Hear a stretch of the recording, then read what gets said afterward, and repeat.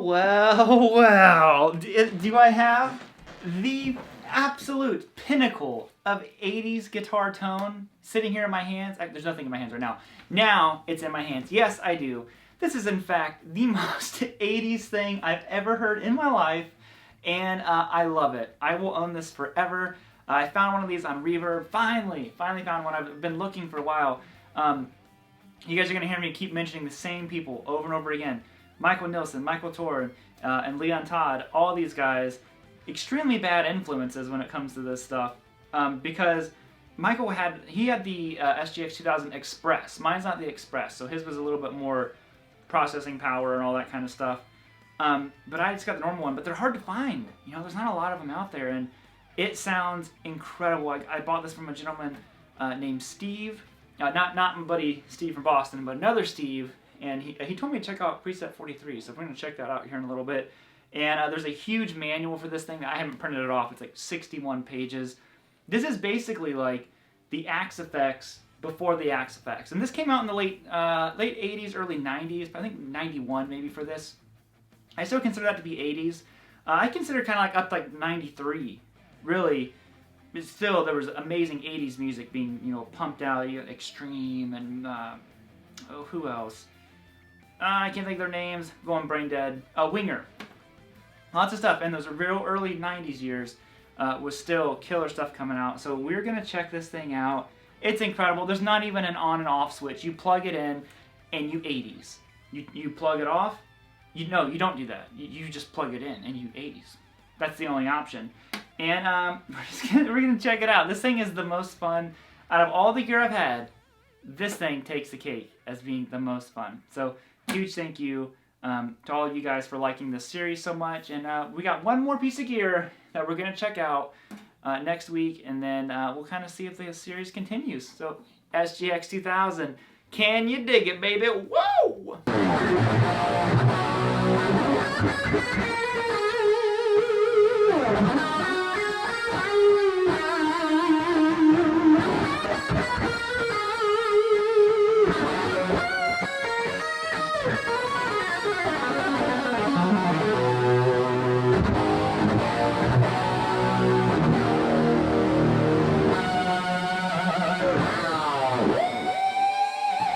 Oh, the 80s, man, does it get more 80s than this? I know the answer to that, and it's no. No, it doesn't, man.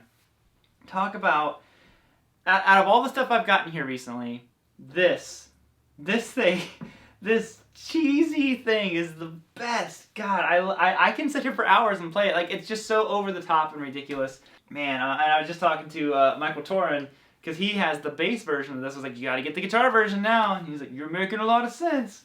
So right away, the best feature of this thing is no on and off switch. And it's because, do you turn the 80s off? I don't think you do. I think you just leave them turned on. So what you plug it in, boom, on. Only option.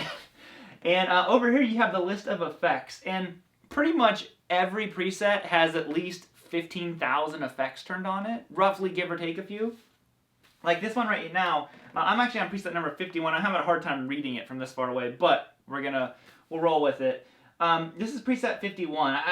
As soon as I heard this one, it just made me laugh because it's so. Listen to how much stuff is on it. For one, it's a lead guitar patch. It's not meant for rhythm. I know it's like a big old soup, but it's meant for lead guitar.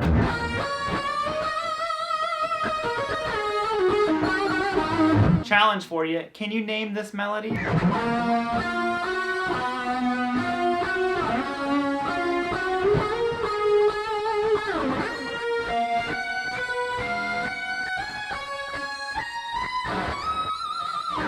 Oh, the answer? Nothing, because it just sounds 80s. It sounds like every 80s melody.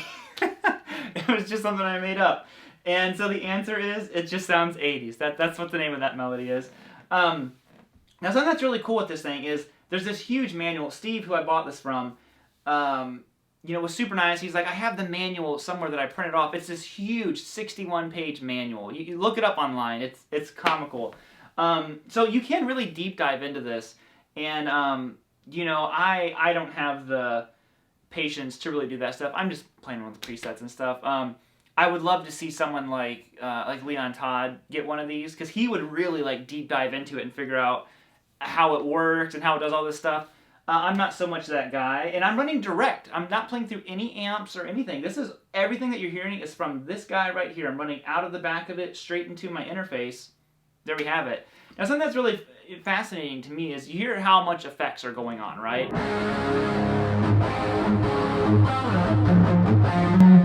Well, what I thought was really cool is if you roll your volume down, you can it cleans it up quite a bit. It does that on everything. But you can really hear the effects all of a sudden, okay? Because listen to like this for a second. Like here, kind of over the top, I roll my volume down. Almost sounds like a synth organ or something.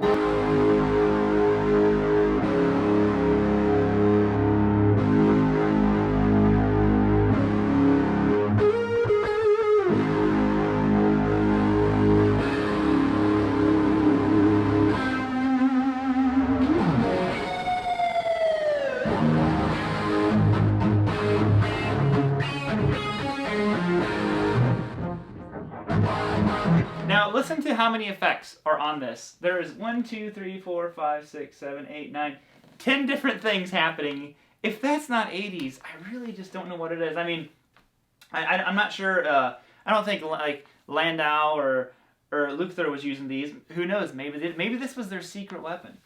But anyways, you've got the exciter. You got compress. Listen how much compression is on this. All the patches. They all sound the same. Compression. Prog equalizer.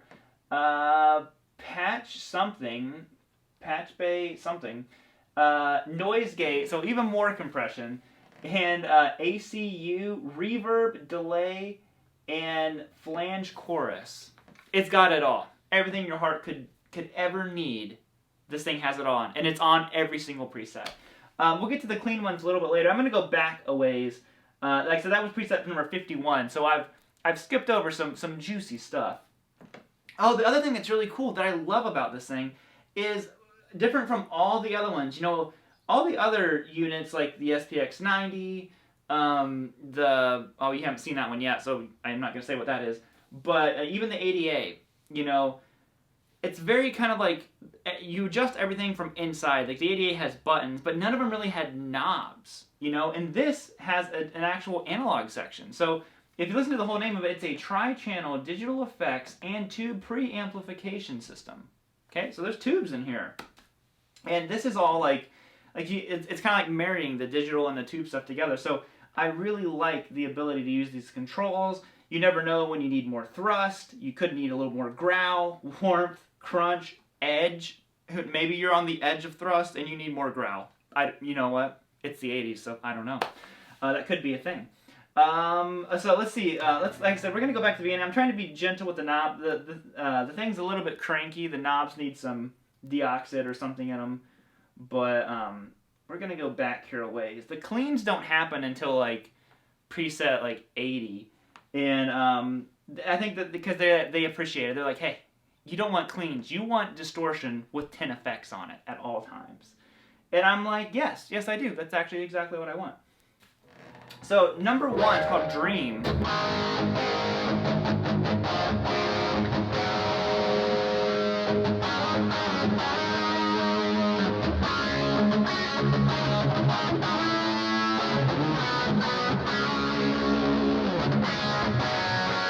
And I'm curious how it records because there's pretty big volume jumps coming out of the speakers to me, so hopefully it's not too much for me to kind of like level those out. But like I said, this one's way quieter than that lead one. But sounds fine. But pay attention to the dial because what did look? I think there's even more stuff on. Oh wait, you know what? No, I'm sorry. There's no dig control. Dig it. Now, like I said, you could go in here and edit these and all that jazz, but we're just gonna not do that.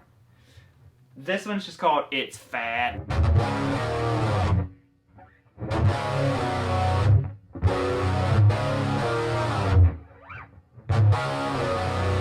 I want to know if there's ever a point where there's less than like 5 things turned on at the same time.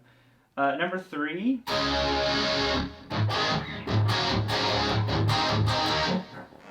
This is Crispy Crunch.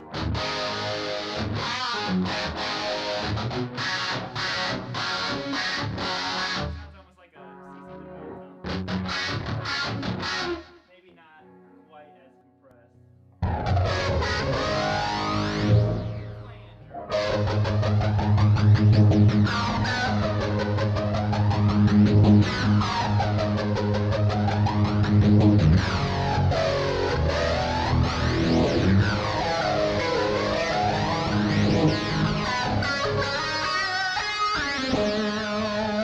Harmony lead. Again, look, just everything. They're just like, turn it all on. Whatever this patch is, it does stuff.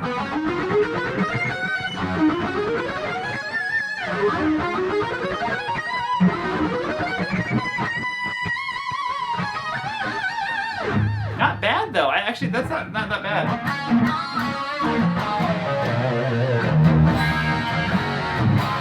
I got the thrust pretty low. I'm assuming that's bass. I don't really know what these are.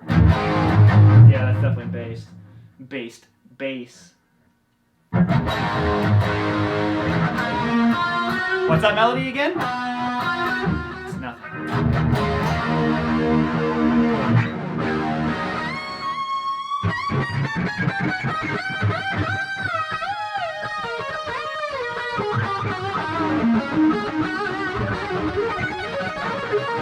You can just kind of play whatever, and it doesn't matter how sloppy you are. It's just like, don't worry, there's enough delay and compression here. We got your back. It's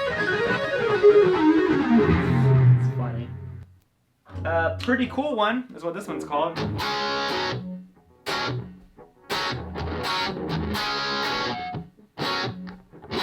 This is the most, even this, it sounds like there's nothing going on. Look, count it. 1, 2, 3, 4. There's still 5 effects. But I bet with this one, I could probably dial it in a little bit more and make it more usable. There was one I had that I really like, I just dialed in the knobs, like there wasn't tons of stuff happening, and it sounded like just like a good rock guitar tone. Oh man. Automatic wah.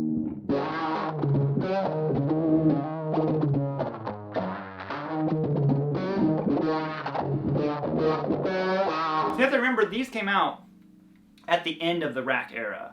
So I think that they had really fine-tuned and kind of started branching out and stuff. I think this one was 91. I can't remember what I said in the beginning of the video, but might have been 91 for this one. And I still consider that 80s. I really consider up to like 93, because you got to think, in the very late 90s, I think, what Extreme's first album came out in 89, maybe? And then Porno Graffiti and all that kind of stuff. Like some of those bands that came out, the 80s bands that came out in the real early 90s are some of my favorite. Winger, a lot of their stuff. Got our first little bit of clean tones happening now. I'll tell you what, one thing that this thing has impressive, it is the clean tones. Wait until you hear when we get a little bit later on, they sound really nice. This one's pretty clean. Oh yeah, that's nice. I didn't realize that the cleans, I thought that the first clean tones I really started paying attention to were like much later on, so I didn't realize there were some this close to the beginning. But listen to these cleans.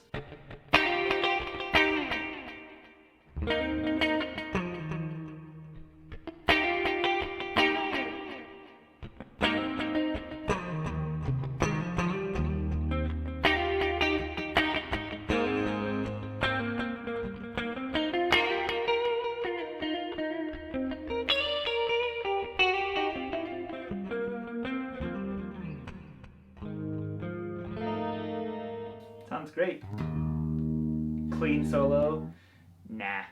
Now, Steve, who I bought this from, recommended preset 43, so this is the first thing I ever heard of this unit, and I was like, oh yeah, Steve knows what's up. He knows how to do it. And see, I can't help but, I hear these, and I'm just like, there's so many, I know it's over the top and ridiculous, but there's so many usable tones, maybe not for a whole song, but for like a moment in a song. I'm like, this thing has like really, really good, just, I say it all the time, but just vibe. You know, I really like the vibe of this thing.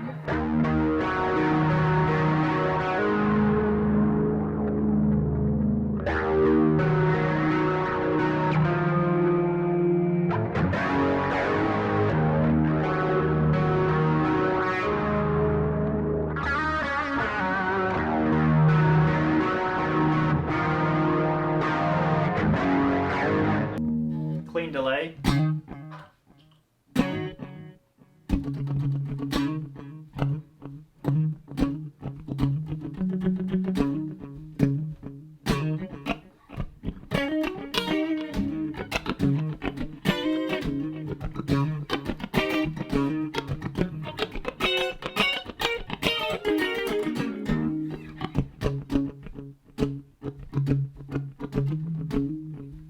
Okay, we'll end with this one because it's just called Guitar Soup. Listen, roll your wire down a little bit.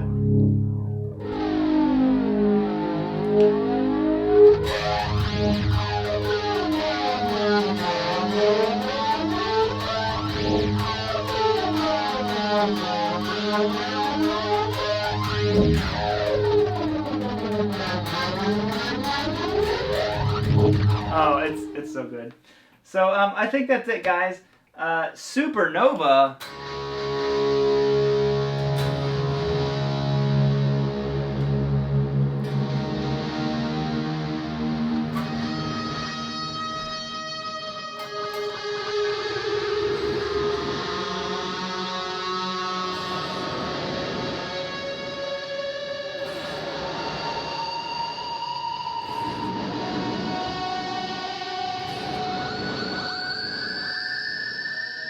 That's what we ended on.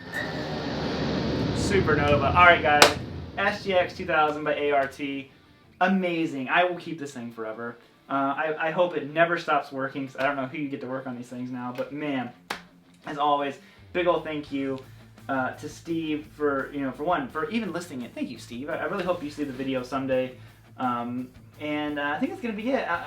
Constant shout out to Michael Nielsen, Michael Torin, Leon Todd, all those guys, and RJ. Hey, RJ, if you're watching this video, come on, man. Come on, at least an SPX 90 or some ART stuff. Come on, man. Come on. You got one of those. You got the Rockmans. I think you need an SGX 2000. All right. I'll see you guys later. Have a good rest of your day. 80s it up. Let's do it. All right. Bye, guys. Whoop.